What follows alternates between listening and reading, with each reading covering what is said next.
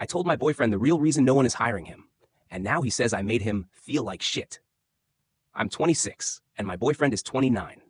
We met online, became friends for a few years, and eventually started dating in 2024. A few years later, he got an insurance payout and decided to move to my state for a few months. Well, those few months turned into a couple of years.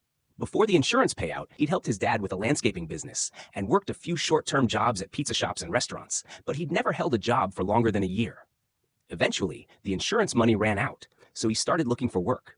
Almost immediately, he became frustrated because nobody was getting back to him. He'd even threatened to give up and move back in with his parents.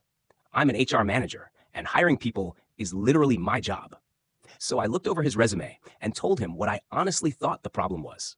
I said, no one's going to hire a 29-year-old with less than 5 years of full-time work experience and years of gaps between jobs. He argued that he was only applying for entry-level positions.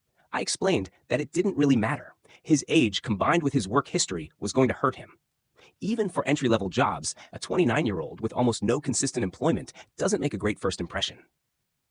Now he's telling me I was insensitive and that I made him feel like shit because he can't contribute enough to our household.